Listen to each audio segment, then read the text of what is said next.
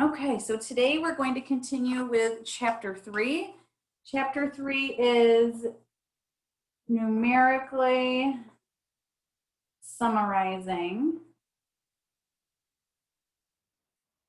data. And today we're going to focus on data position, and we're going to talk about what that means. In just a second here. Focus this maybe. There we go, that's better. Okay, so first we're going to start with the empirical rule.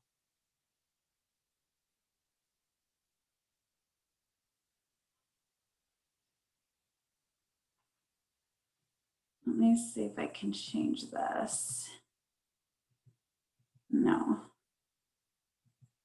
There we go. Okay, so the empirical rule. So we can use the empirical rule when we have a symmetric or what we call a bell-shaped data set.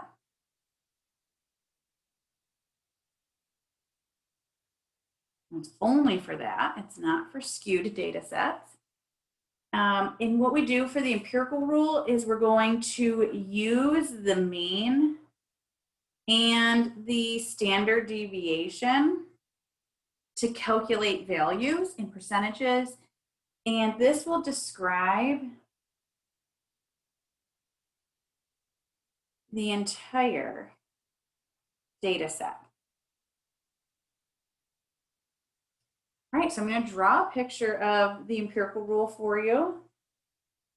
Hopefully it's not too squished. This happens to me where I don't leave enough room. So here's my symmetric data set. It has a curve.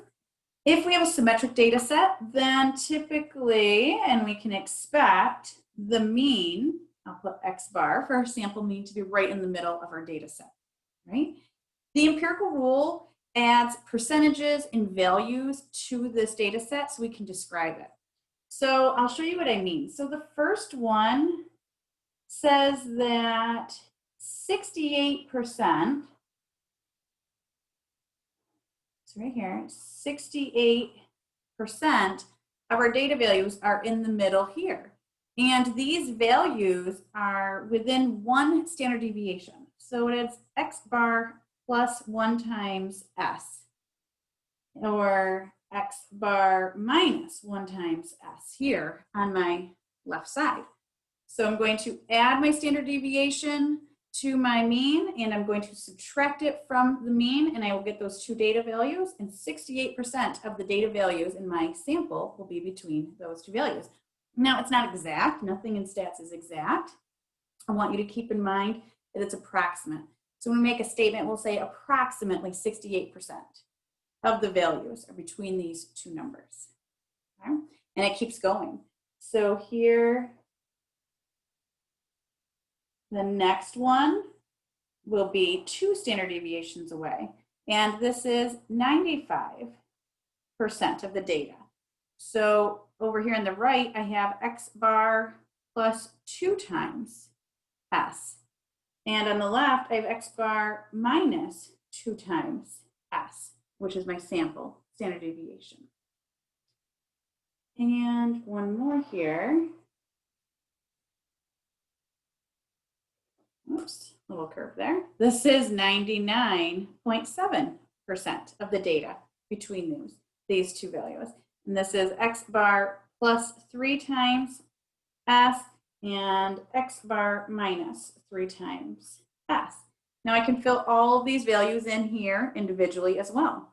So if this is 68% and it's in the middle and my X bar is in the middle, this is 34% here and 34% here. And then it jumps to 95. So this will be 13.5% here and 13.5% here. Remember, it's symmetric. So it's going to be the same on either side of my mean. Then it jumps down to 2.35%, kind of squeezing that in there, and 2.35% here. And see, this only goes to 99.7, so I have the last 0.3% left, and that's here in this little tiny area. Just draw an arrow, say right too big, 0.15%, and same over here. This is 0.15% in that little tiny tail. Now this is my empirical rule. I can use this on my symmetric data sets to describe the entire data set. It's based on my mean and my standard deviations, right? These percentages don't change. These stay the same no matter what data you're talking about, as long as it's symmetric. So what changes are these data values down here, okay? Now I want you to know that when we're talking about percentages for these data values, you are not going to get something random, meaning, see how this middle is 60%? I wouldn't say, well, what are the data values that go with, or I'm sorry, it says 68%. I'm not going to say something like, what would it be if it was 60%? It's not a guessing game. This is what it is. So you're not going to be given some random percentage. So you should always be able to figure it out. But it's not always the middle, right? It could be between these two values. So it might be these two percentages added up. Or I might say something like the lower 2.5%, which is the lower to the left. 0.15 plus 2.35 is 2.5. So right here is the lower 2.5, those two areas together. So that would be this data value. Or you could say something like the upper 16%. So 0.15 plus 2.35 plus 13.5 gives you 16%.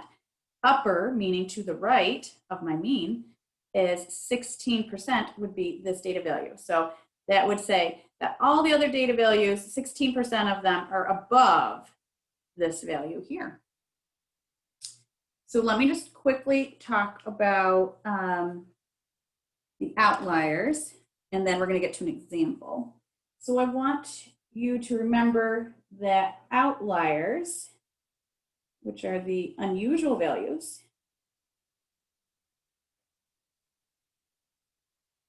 are in the outside 95, or outside the middle 95, okay? So are beyond the middle 95%. So if you remember last week, I said that the outliers were the outside 5%. Well, that would be beyond 95%. So right here we could see 95% is 2 standard deviations. So anything outside that is going to be an outlier or an unusual value. Okay. So I'll hang on to this, and I'll keep referring back to this throughout lecture today. But let's take a look at an example. So I'm going to look at an example that refers back to one that we used last class. So this example, we're going to use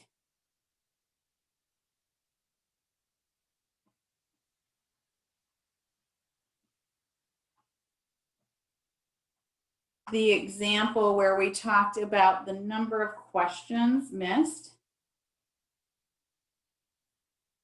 or answered incorrectly on exam 1. And remember, what we were studying was a sample of 9. So I'm just going to make a note of that. You could always go back to last class notes and take a look at that if you'd want to see the information. Last class, we found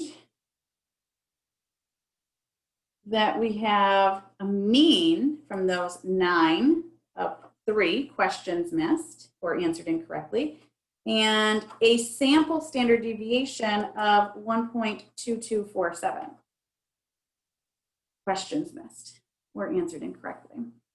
Okay.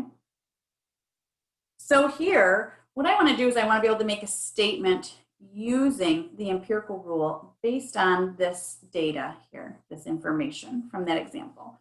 So I'm going to actually look at the middle 68%. So I want to make a statement about the middle 68%. So first, I need to calculate these data values. So I'm going to start filling this in below here. We know our X bar is 3, so I'm going to fill that in. So I'm just going to write my math out here. So I have X bar plus S, and I'm going to calculate X bar minus S. because that's what those values are, and I want to calculate them. I want to know what they are. So x bar is 3 plus 1.2247, leaves me with 4.2247. And on the other hand, I have 3 minus 1.2247, which leaves me with 1.7753. I'm going to fill that in here. 4.2247 and 1.7753. So now I can make a statement, and I can say that approximately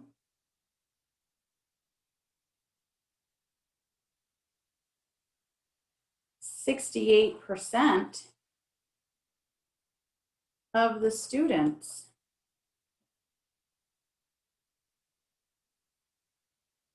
answered between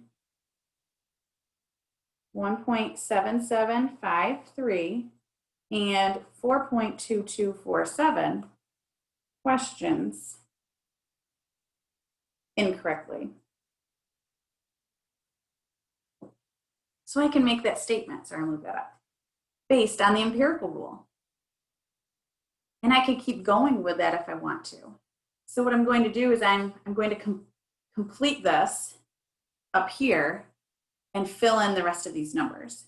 So I'm going to take 3 plus 2 times my standard deviation of 1.2247 and 3 times that. And I'm going to go here and subtract 2 times and subtract 3 times the standard deviation and fill this in. I'm going to fill this in here. Then I have all my numbers. So if I need them, I have them right here. You're going to notice this last one is negative. That's okay. That happens sometimes. It just means that I'm not going to have anyone on this lower tail end, right? Because someone's not going to answer negative questions wrong. I guess unless they get bonus points. Okay. So another example will fit in right with this, just using it in a different way, because it was the middle 68%. It's kind of more of an obvious way. Another way, I can say something like approximately 2.5% of students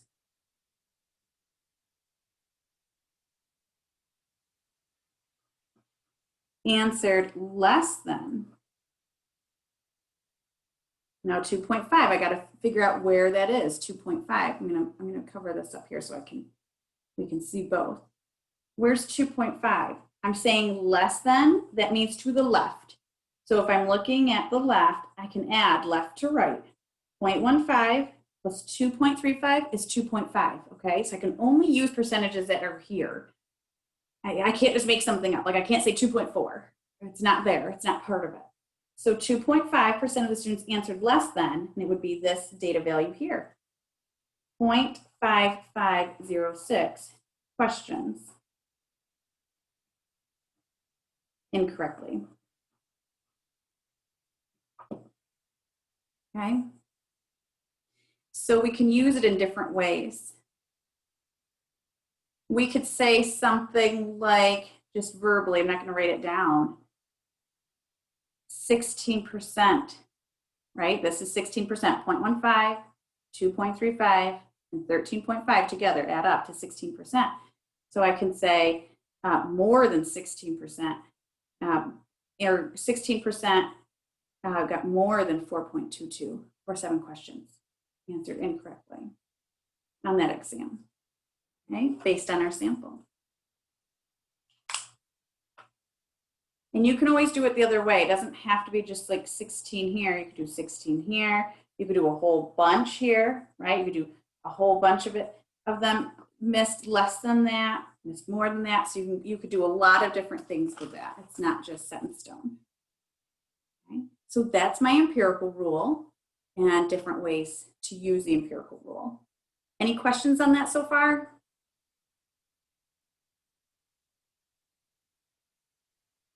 Okay. Remember, you could always ask questions in office hours, which are Monday and Wednesday, 10 to 11, or Tuesday, Thursday, 12:30 to 1:30. Okay. Let's talk about data position. Now that was data position as well, but this is very specific, data position.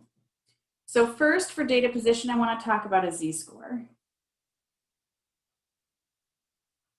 So a z-score measures how far a particular value is from the mean. So a z-score is going to tell me how far a specific data value that I want to know about is from the mean. If you look back quickly at the empirical rule is also doing the same sort of thing, right? It has the mean in the center, and we're saying, okay, well, we're going to add a standard deviation to that mean, right? So it's always going back to that mean. We're going to see that happen a lot today. So let me give you the calculation for the z-score for the sample and the population. You're going to see that it's the same calculation, just some notation changes. So for my sample data set, my z is going to equal x minus x bar divided by s. X just represents my data value that I'm interested in. X bar, remember, is my sample mean. And S is the sample standard deviation. Now we also have the population calculation. So for my population, my calculation is the same thing. It's z is equal to x minus the mean, but my mean as an x bar for a population is mu, divided by my standard deviation, but it's not s for a population, it is sigma. So let me just define these over here. Mu is that population mean, and sigma is the population standard deviation. So just keep in mind that S and sigma are not interchangeable, meaning these have two different calculations, right? So keep that in mind. We really should know if we're looking at a sample or population, so we know if we use S or sigma or X bar or mu. So let's talk a little bit about a z-score and what we can do with it. So a z-score is going to tell us the number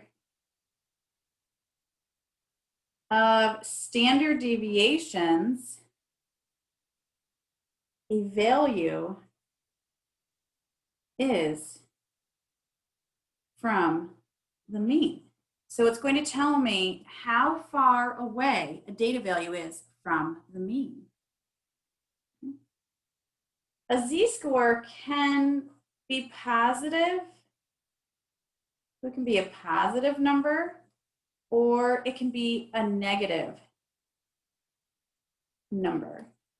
If we have a positive z-score, that just means that my z-score is greater than x bar, meaning it's to the right of x bar. And if it's a negative z-score, that just means it's less than x bar or to the left of x bar. That's all the positive and negative is going to represent. Okay, that's my z-scores. The unusual values, or what we call outliers, have a z-score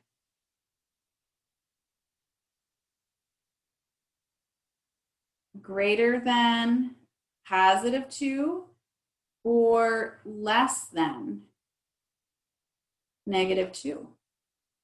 So this is that outside 5%. So let's take a look at the empirical rule at the same time as that last statement. Sorry, I'm trying to position this properly. The outliers are that outside 5%, which we already looked at here visually. We see where that is, but I want you to look at the numbers. Plus 2 standard deviations, minus 2 standard deviations. And I'm saying it's greater than 2 standard deviations, which is anything over here, and less than negative 2 standard deviations, anything over here. So you can see where those work hand in hand. It's the same thing. Okay, it's just the empirical rule is more visual. The z-scores are more numerical. Okay, calculation based. Any questions on that before we look at an example to go along with this? All right, so let's take a look at an example. So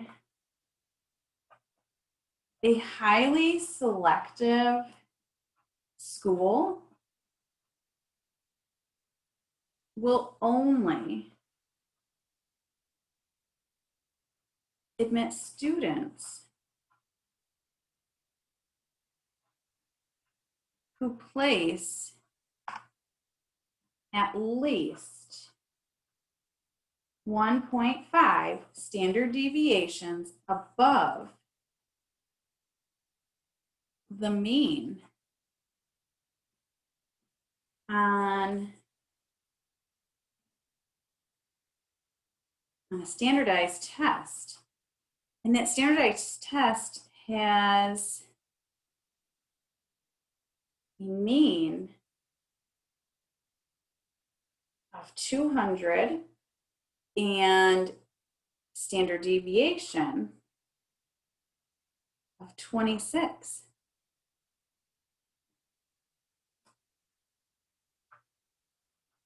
I want to know, what is the minimum score that's needed to be considered or accepted into the school? Okay. So if you're like me, like a long time ago, I used to get very overwhelmed by word problems. Even though I'm a math person, I still would get overwhelmed by them. And I just realized I need to just be able to pick out the information and I can move forward. So they're a lot less overwhelming than what you think. It just seems it.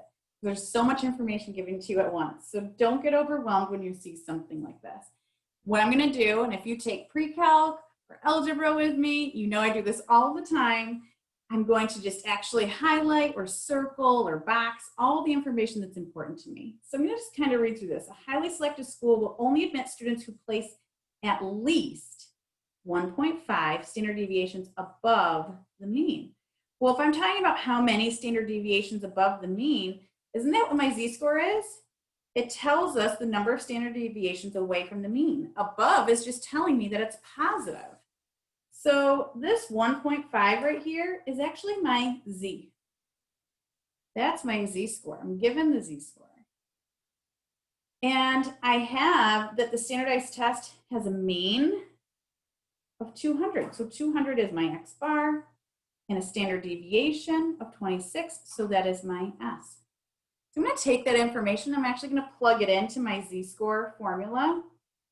So I have z is equal to x minus x bar divided by s. My x, I don't know what that is, but my z I know. Sorry, I don't want to do an equals here. I want to do an arrow. So z is 1.5, but I don't have x. So I'm going to leave that as an x. I do have x bar. That is 200. I'm going to subtract 200 from x and divide by s, which is 26. Now here I'm going to solve for x. So to solve for x, I need to multiply both sides of my equation by this 26 so I can get it back up in the numerator. right? So I'm going to multiply this by 26. It will cancel here and multiply over here. So 1.5 times 26 will give me 39, which is equal to x minus 200. Add the 200 to both sides. I'm left with x is equal to 239. So what this 239 is telling me is that a student needs to at least get a 239 on this standardized test to be considered or accepted into the school.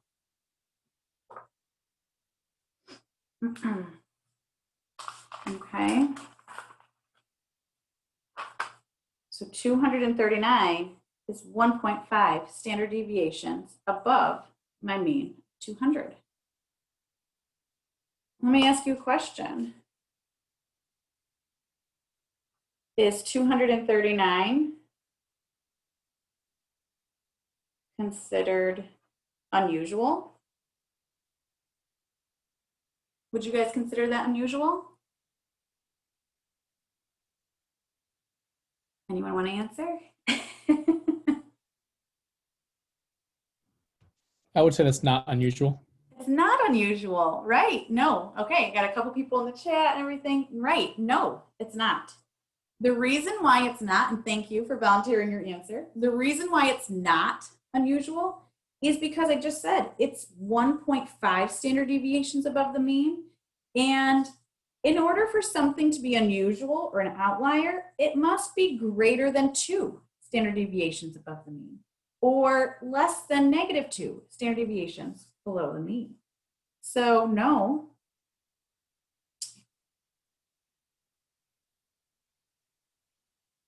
Because it is only 1.5 standard deviations away from the mean, okay? Not the 2. Oops, let me move that up for you guys. So that's my z-score. It's my data position. It's telling me where that one particular value, so in this case, it's 239, right? Where it is in comparison to our mean of 200, right? So I know that 239 is 1.5 standard deviations above. So I know it's above my mean. And as we keep moving forward, we'll be able to tell a little bit more.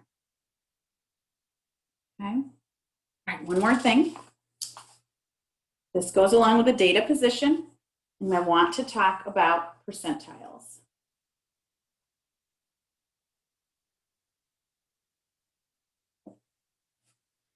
So percentiles, these are going to divide a set of data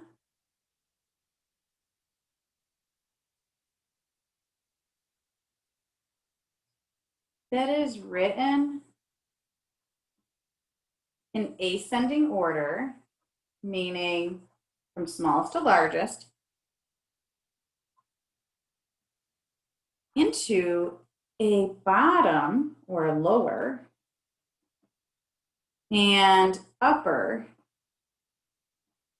I say percentile again, which I don't like to do that, but I can say sections, or it divides it into 2 parts, a bottom part and an upper part, that kind of thing, okay?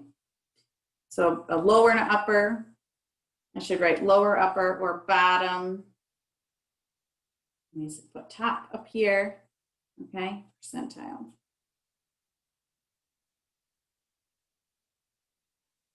Percentiles give a relative standing of an observation. So observation is just another way of saying a data value. You're going to hear new terms all the time. Observation, same thing as data value. Okay, let's take a look at an example of what I mean. So for example, if we're looking at the 40th percentile, then what this is equal to is that 40% of the data values are below this one, the 40th percentile.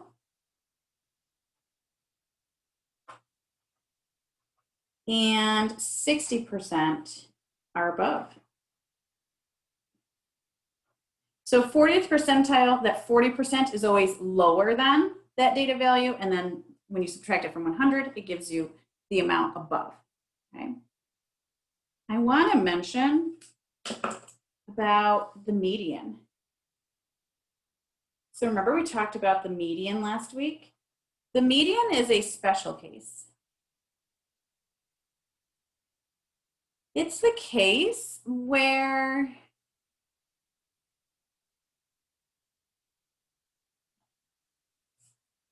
it is the 50th percentile.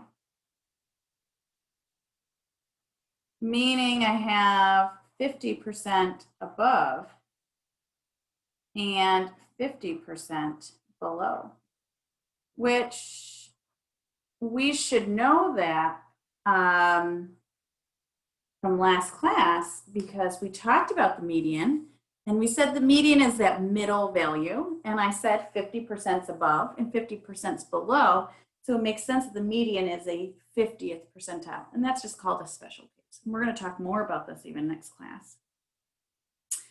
Just want to give you an example, like a real life example of percentiles that you might see. Well, you won't see them yet, but I see it. So I have a little guy, my son, he is 6. He's going to be 7 in November.